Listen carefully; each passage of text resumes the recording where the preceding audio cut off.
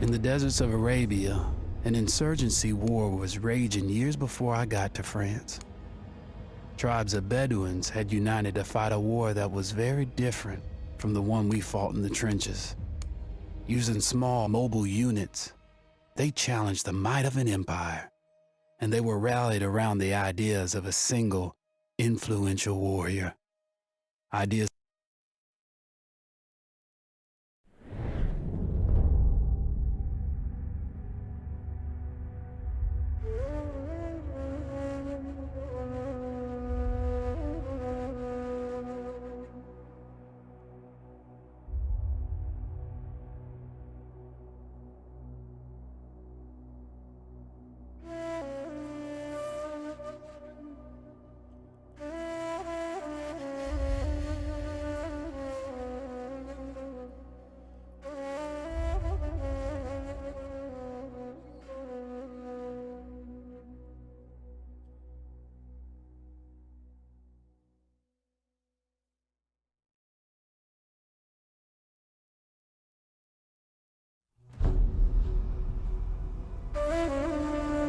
The Arabian Desert, a vast ocean of drifting sands and scorched, sun-baked rocks.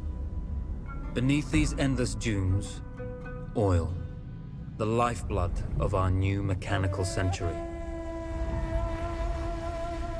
For more than 400 years, the Ottoman Empire has ruled these lands, controlling all that's to be found here. But the Ottomans do not rule unopposed. Small bands of Bedouin rebels have united to overthrow the empire. They strike without warning and then vanish into the desert. Fighting alongside them is a lone British officer whose exploits have earned him wide renown. The world has taken to calling this man Lawrence of Arabia.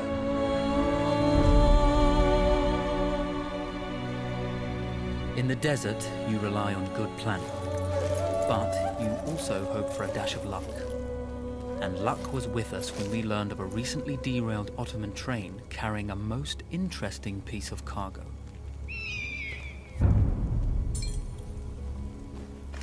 A small patrol had joined the Ottomans who survived the crash. Together, they guarded the wreckage and waited for reinforcements.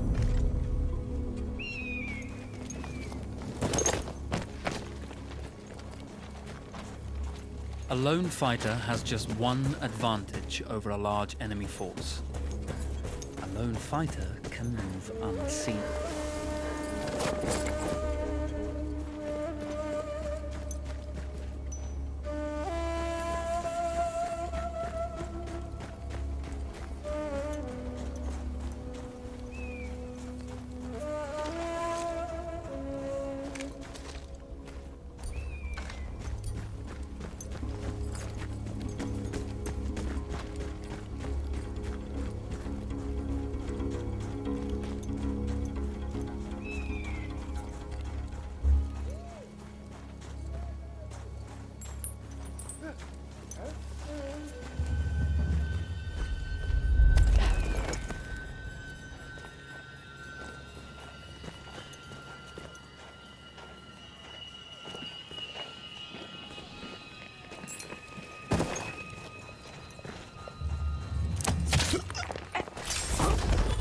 The tribesmen fought unconventionally, using weapons they knew well. Endurance, individual intelligence, and courage were their primary assets.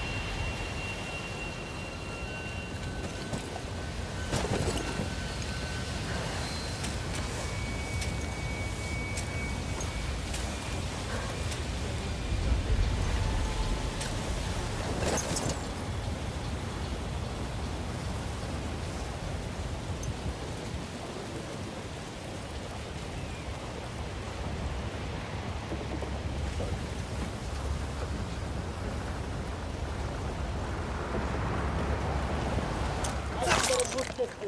Hepsi konuların suçu bu hal.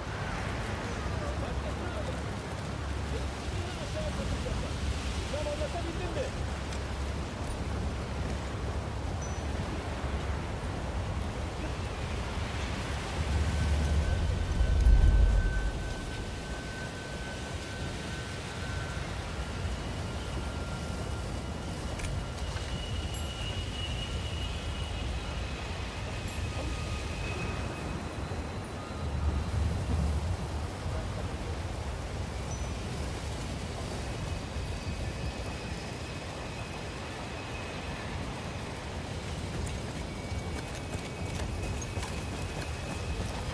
When your enemy has better weapons and better equipment than you, steal from your enemy.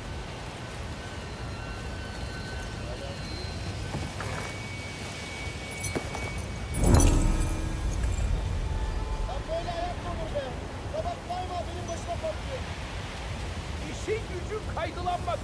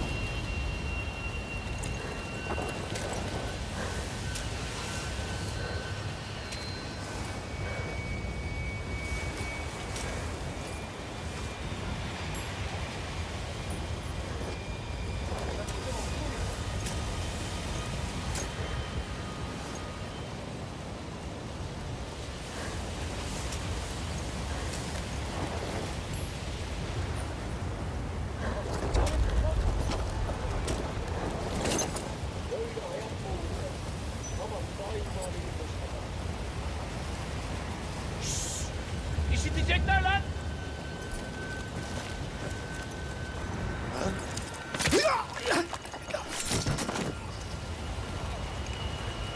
Selam kardeşim. İyi misin? There's a world of difference between seeing something and having it in your own two hands.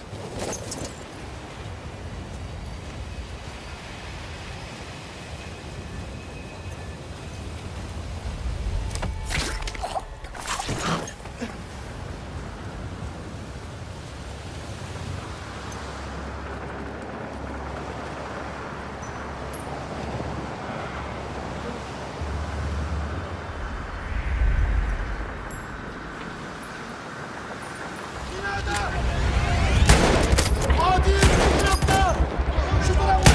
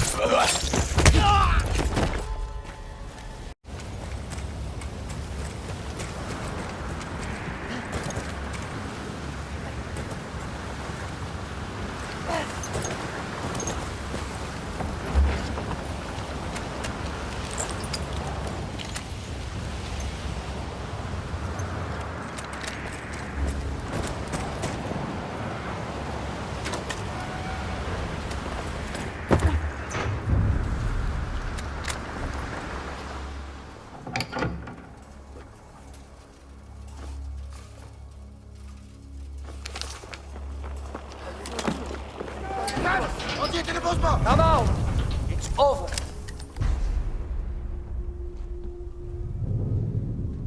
Well, you did not think we would be fast enough to catch you here, did you? Lawrence of Arabia.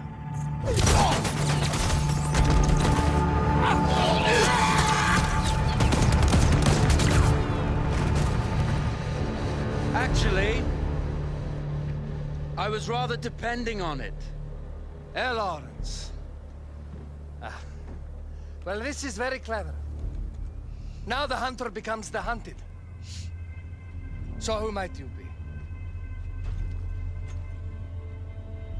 How enchanting you are, my dear. Ahmed. I'll show you enchanting. If it weren't for you, I'd be free. Free, is it? You'll be free when you're dead. And I'm happy to tell you, the Empire intends to grant you all this freedom very soon. Even now, an engine of destruction scours this desert, obliterating your allies, your families, your homes. Soon there will be nowhere to run. Nowhere to hide. Soon all that you know, and all that you love, will be ashes. You will all be free to die. Oh. Ah, you animal! Zara.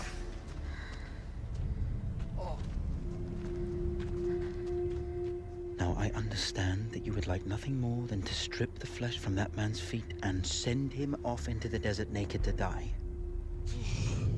But think about it. You're right. I'm sorry. My friend here, she can be a little brusque. You're going to tell me how to lie to your train, so we can lure it into a trap and destroy it. Impossible. To even begin to talk to that train, you would need an entire book of communication codes. Oh, like this one. You can never stop the progress of machines. One day, the whole world will take your lands and the precious black gold beneath its sands. We shall see, my friend.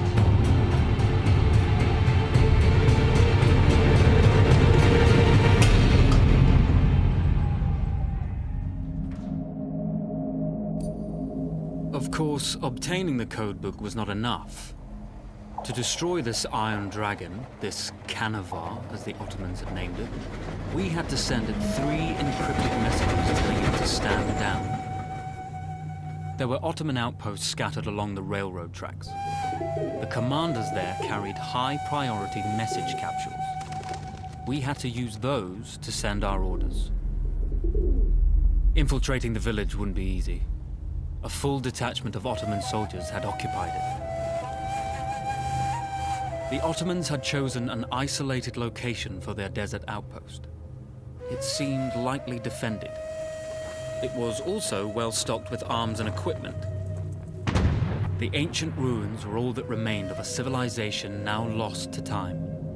The Ottoman Empire brought in the modern world with a host of armored vehicles and field guns. 3 commanders to eliminate, 3 personal message capsules to be stolen, and then sent with our false orders.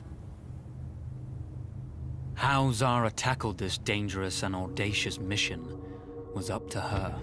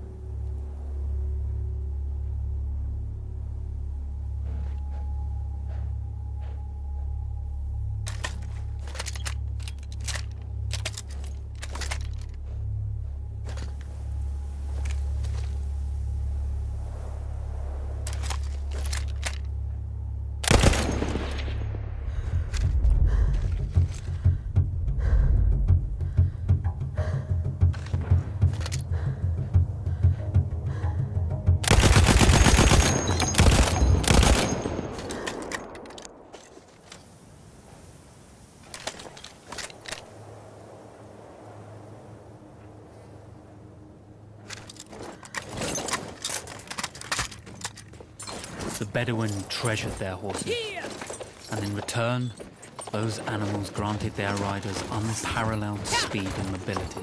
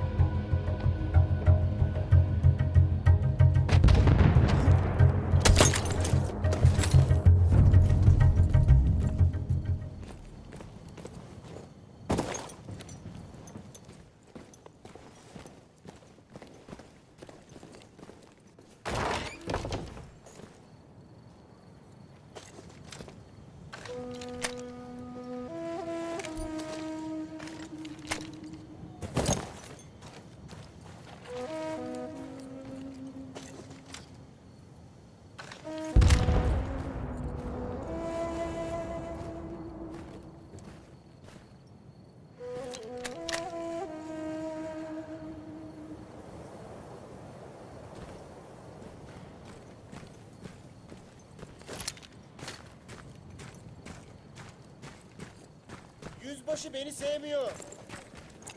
Ya başkasını anlat. Lakin benim sikimden aşağı Kasımpaşa. Bilmem anlatabildim mi?